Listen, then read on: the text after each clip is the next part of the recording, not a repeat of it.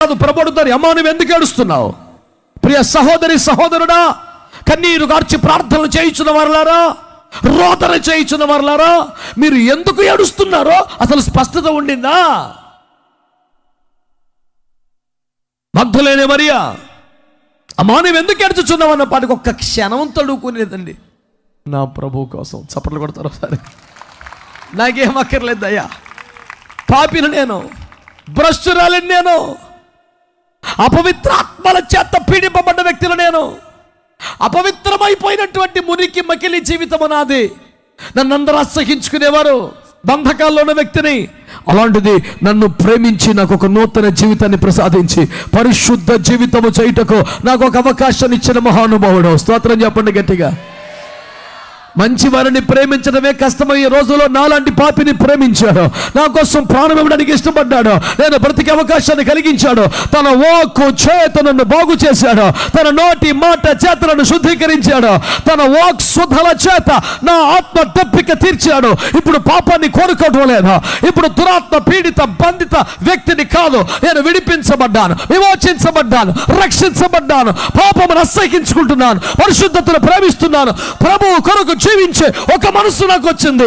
ఇలాంటి ప్రభువు 3 రోజులుగా నాకు దర్శనం ఇవ్వట్లేదు.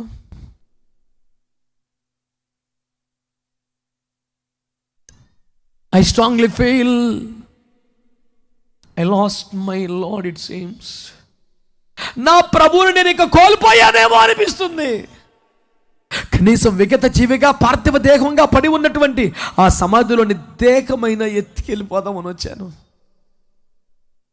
ఆల్రెడీ ఇట్స్ 2 days, 2 రోజులు అయిపోయింది ఇప్పటికే. నా ప్రభుకు దూరంగా నా ప్రభు లేకుండా ఉండలేకపోతున్నాను. రోజు ఆయన మాటలు వినటం అలవాటైపోయింది, ఆయన సన్నిధిలో కూర్చొని ప్రార్థించడం అలవాటైపోయింది.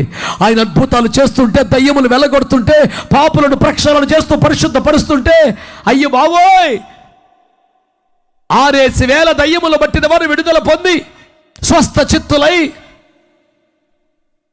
సంస్కారవంతమైన వస్త్రధారులై ఆయన పక్కన కూర్చొని ఆరాధన చేస్తూ ఉంటే ఆత్మలో ప్రవశించి, ఇది కదా సేవ, ఇది కదా దైవ కృప, ఇది కదా ఆత్మ కార్యం అంటూ ఆత్మలో ఆనందించి పరవశించి ఆరాధించే ఆ అనుభవాల్లో నుంచి గత 2 రోజులుగా కఠినమైన, కఠోరమైన, దుర్మార్గమైన, దారుణమైన నిశ్శబ్దం రాజ్యం వెళ్తుంది.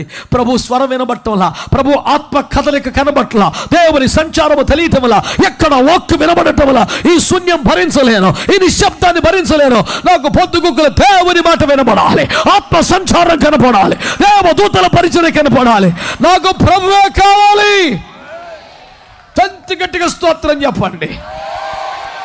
అమ్మా నువ్వు ఎందుకు ఏడుస్తున్నావు? నా ప్రభు కావాలి.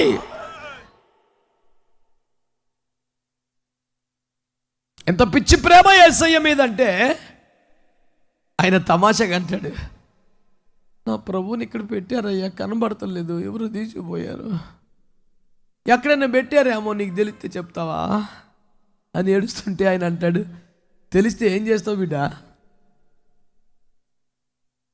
మా బ్యాచ్ ఉందిగా, పేడ తట్ట చీపురు కట్ట ముగ్గు పుట్ట పట్టుకొని సమాధులు తిరుగుతారు. అట్లా నువ్వు కూడా ఏమన్నా అలికి ముగ్గేసి చీపురు కట్టతో సెట్ చేసి ఏమన్నా దండం పెడతావా? ఆ సమాధికి నాకు సంబంధం లేదు. మీరేం చేస్తావు? నా ప్రభువుని ఎత్తుకుని పోదును. కూడా పవర్ఫుల్గానా సప్పిడి దెబ్బలు కొడతావు కదా.